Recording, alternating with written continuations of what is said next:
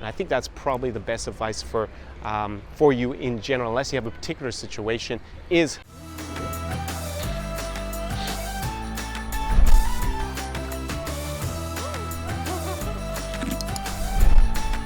SAR Experience.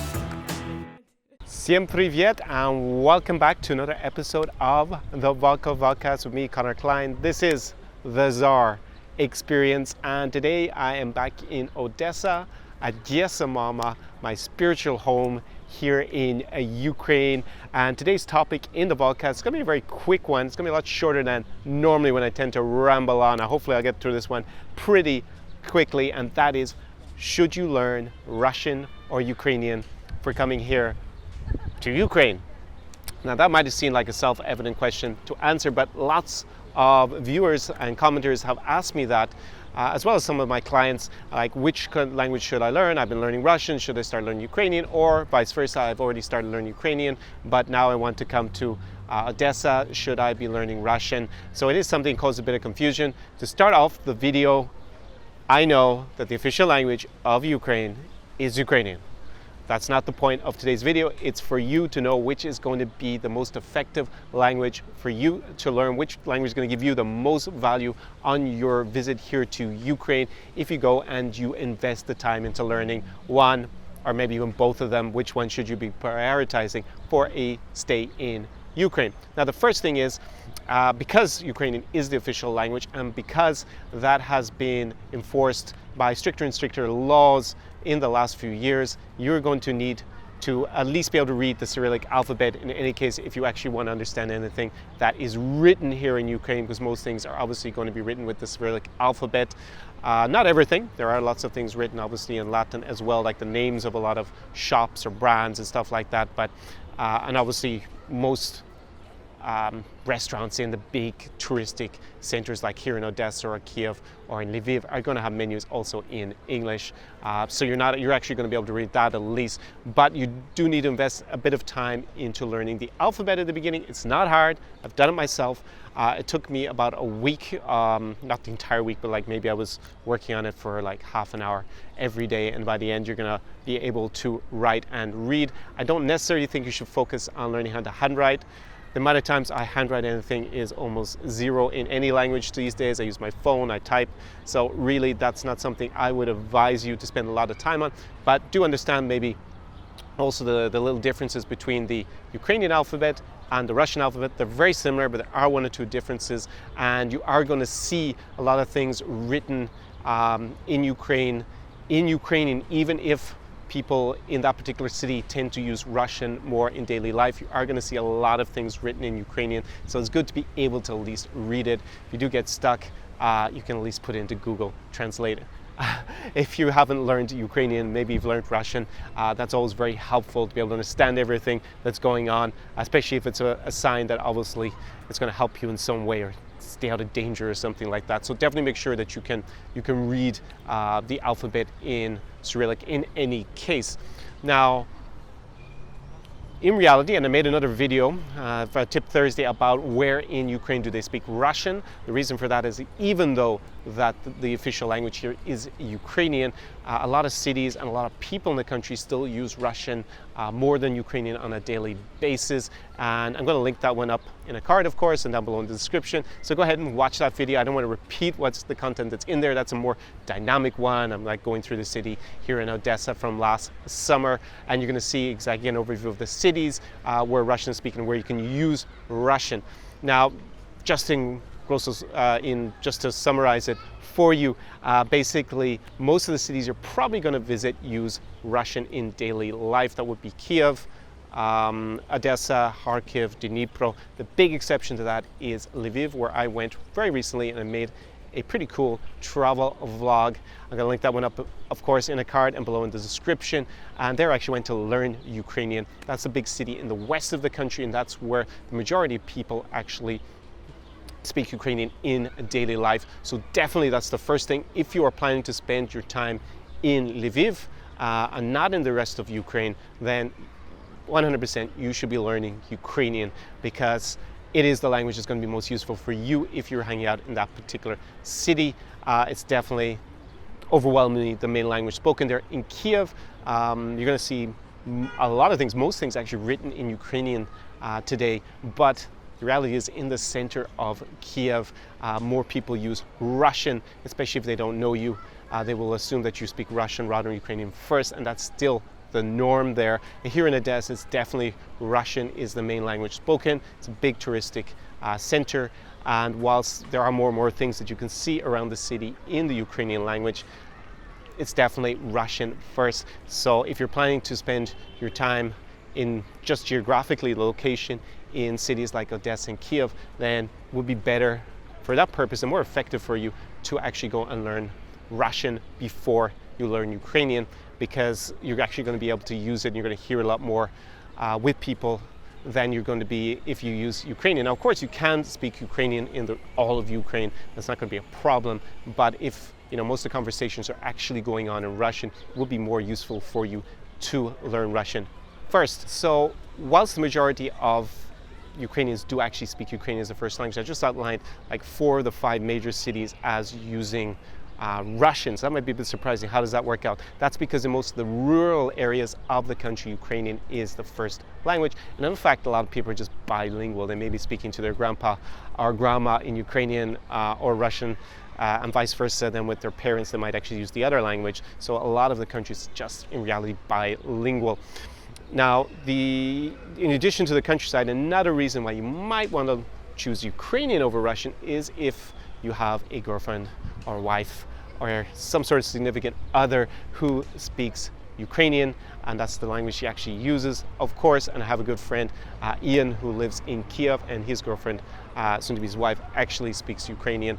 So he actually went and learned Ukrainian as opposed to Russian, and that was actually a good idea for him personally. So if that's your situation, then of course, if you're going to be carrying on so much of your conversations in Ukrainian, then that's going to be the language for you to choose as opposed to Russian. Of course, vice versa, if you happen to be dating a Russian-speaking girl, then definitely go and learn Russian, because long hair dictionary or pillow talk, it's going to be done in Russian, in addition probably to English if your Russian isn't very strong at the moment. So that's definitely something also to bear in mind, is what is your relationship in terms of maybe a relationship, a romantic relationship, or with just your friends. What language are they actually doing those conversations in? It could be that you're actually speaking a lot more Russian in Lviv, which happened to me 2 summers ago, or you're speaking more Ukrainian here in Odessa, and then that's going to depict, obviously change which language you should focus on. So there I've given you kind of the geographical reasons for picking one of the 2 languages to focus on, and also then the relationship end of it, which one are you actually going to be using in your personal situation more. And between the 2 of those, you should be able to figure out more or less. Maybe it might be a bit ambiguous, of course, if you're here with a Ukrainian-speaking girlfriend in Odessa, or vice versa in Lviv with a Russian-speaking girlfriend, then you may have to weigh up which is more important for you. But in general, that should give you a clear indication of which language is going to be better for you to personally focus on. Now, the other thing, of course, to bear in mind is the number of speakers of both languages. Ukraine's population is just over 40 million. And in theory, all of those should speak Ukrainian. But obviously, Russian is a bigger international language. It's an official language of the UN. It's obviously used in Russia, and a lot of the former Soviet Union is still a lingua franca. So if you go traveling, for example, in Moldova, you can use Russian. Now, people may understand you in Ukrainian there as well, but it's less likely. And of course, if you go to Central Asia or the Caucasus, outside of Russia, then you're going to be able to use Russian an awful lot for communication with local people there if you don't speak the local language and they don't speak English, for example. So for that reason, if you are debating about it, then I would advise that you lean towards choosing Russian first, because you are going to be able to use it if you go traveling afterwards in other countries like Belarus, Russia, even in parts of the Baltic. Still, there are a lot of Russian speakers, and you just don't have that with Ukrainian. The Ukrainian diaspora I've actually met some of them in Brazil. There's actually a town called Prudentopolis where Ukrainian is still spoken. It's a pretty rural town in Paraná, in the south of Brazil. And of course, in North America, Canada has a very big and important and influential Ukrainian diaspora, where maybe Ukrainian is also going to be useful, but by and large, definitely Russian is going to be more important for traveling in other countries in the region than Ukrainian. That's why, a bit like the situation if you've ever thought about learning Spanish and you're actually spending a lot of time in the north of Spain, maybe in Catalonia, which one should you learn first? It's kind of a similar situation here. I personally learned Spanish first and actually went and learned some Catalan afterwards. And the reason for that is quite simple. With Spanish, I could speak to everybody in Spain and Latin America. And obviously Catalan, you can only speak to people in Catalonia. It's a lot smaller population there that you're going to be able to communicate with, and you're not going to be able to communicate with those Spanish speakers exactly the same, Russian and Ukrainian. So that's why I chose to learn Russian first, even though I actually learned it here basically in Ukraine. And then afterwards, once my Russian was up to a pretty good level, like up to intermediate level, I went and actually started learning Ukrainian. And I think that's probably the best advice for you in general, unless you have a particular situation, is start off with Russian, get it up to a good intermediate solid level, and then go and learn Ukrainian as well if you have the time and you want to make that investment. You're planning to spend a lot of time here, and it will have advantage for you being able to also speak in Ukrainian. I go into that in some of my other episodes of the podcast, so you can go check those out. I'll just put them up in the card again, like everything, and below in the description, so you can go watch those, see like did it make it easier to meet women, and did it make it easier to like travel in certain parts of the country, all that stuff. You can go check that out. There are advantages, of course, with every language that I've learned personally. It's over 10 of them.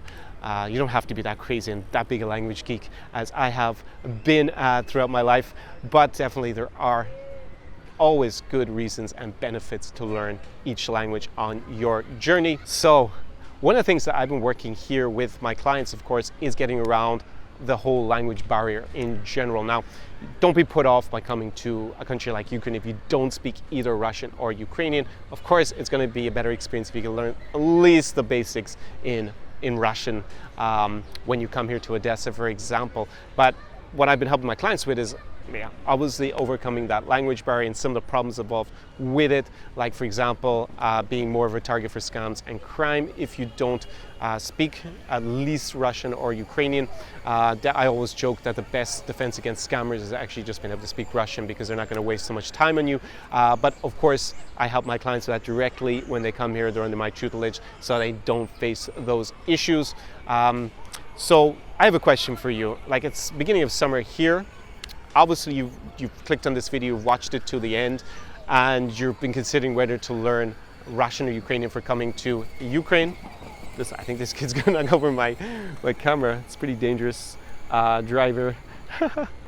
Awesome. So obviously you're considering to visit the country if you've gotten to the end of this video, and about whether to choose and focus on Ukrainian or Russian for a trip to Ukraine. So my question is, if you're considering it, make it next weekend. Come live the Zara experience. The way you can do that and become one of my clients is by sending me an email at connorklein@zaraexperience.com or DMing me on Instagram. My handle there is Zara Experience. And basically I'm going to ask you a series of questions. I'm going to send a series of questions to you just to see if it's a good fit for us to work together. If I think so, then we're going to jump on a free 10-minute strategy call together where I'm going to analyze exactly how I can help you best. And at the end of that, if we see it's going to work well between us and you are actually committed to coming here to Ukraine this summer or in the future, then we can arrange things and you will be living the Zara experience. It's not for everybody, as I outlined. I mean, if you want to follow the tourist trail and stick within your own boundaries and your own norms, then probably this might be a little bit too much for you. But as my God, that kid, I was worried he's going to come here and hit the camera. But as I was saying to my client who's here, like, definitely stretching your own boundaries and pushing yourself is a big part of coming here with me. And if you're interested in that kind of self-development, having an amazing, unforgettable experience in the east of Europe, can be here in Odessa, could be next weekend. I'm actually probably going to be in Lviv. I'm going to leave for Lviv tomorrow, and then after that I'll be in Minsk in Belarus. You've been obviously thinking about coming here. Let's make it happen. Write me a message, and maybe next weekend, what do you do next weekend? Can be you here in Odessa, summertime. It's going to be another amazing summer.